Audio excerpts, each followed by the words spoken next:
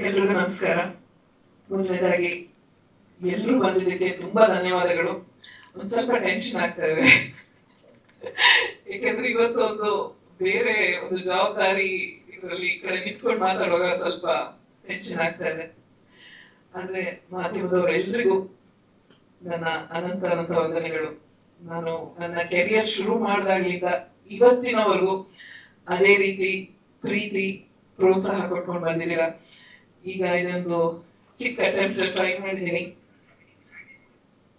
So ಅದಕ್ಕೂ ghost ದಿದೇವ, ಅದಕ್ಕೂ ನಿಮ್ಮೆಲ್ಲರ ಒಂದು ಪ್ರೀತಿ, ವಿಶ್ವಾಸ, ಬೆಂಬಲ ಈ ಒಂದು ನನ್ನ ಹೊಸ ಜರ್ನಿನಲ್ಲಿ ಜೊತೆಗೆ ಹಿರಿಯರು ಇದ್ದೀರಾ. ನಿಮ್ಮೆಲ್ಲರೂ ಬ್ಲೆಸ್ಸಿಂಗ್ಸ್ ಬೇಕು ಅಂತ ಕೇಳ್ಕೊತೀನಿ.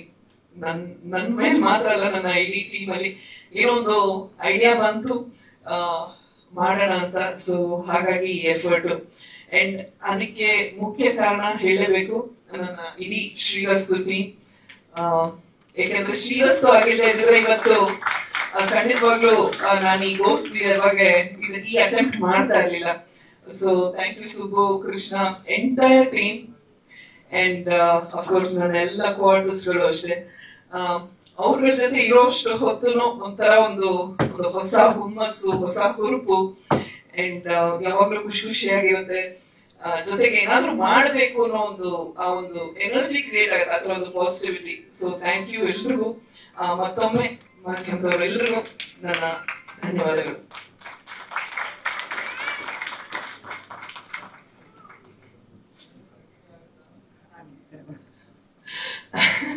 ಆಸೆಗಳು ತುಂಬಾ ಇದೆ, ಆದ್ರೆ ಏನಂತಾರೆ, ಇನ್ನು ಅಷ್ಟು ಒಂದು ಇಡೀ ಸಿನಿಮಾ ಪ್ರೊಡ್ಯೂಸ್ ಮಾಡೋಷ್ಟು ತಾಕತ್ ಇನ್ನೂ ಇಲ್ಲ.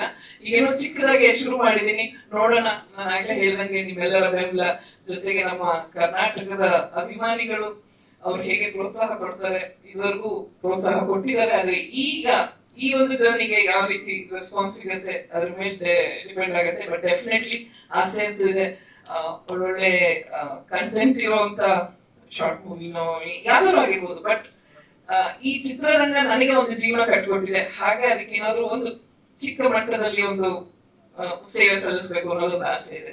ನೋಡೋಣ. ಈಗ ಸದ್ಯಕ್ಕೆ ನಮ್ಗೆ ಐಡಿಯಾ ಇರೋದು ಯೂಟ್ಯೂಬ್ ಮತ್ತೆ ಕೆಲವೊಂದು ಬೇರೆ ಸೋಷಿಯಲ್ ಮೀಡಿಯಾ ಪ್ಲಾಟ್ಫಾರ್ಮ್ಸ್ ಇದೆಯಲ್ಲ, ಅಲ್ಲಿ ಹಾಕ್ಬೇಕು.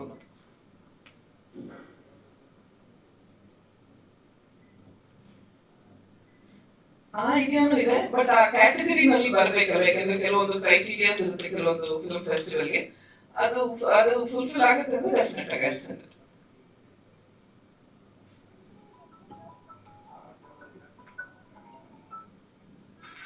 ಇದರಲ್ಲಿ ಆಕ್ಚುಲಿ ಒಂದು ಸೈಕಲಾಜಿಕಲ್ ಇದಿದೆ, ಆತರ ಪ್ರಶ್ನೆಗಳೆಲ್ಲ ಇವ್ರನ್ನ ಕೇಳ್ಬೇಕು.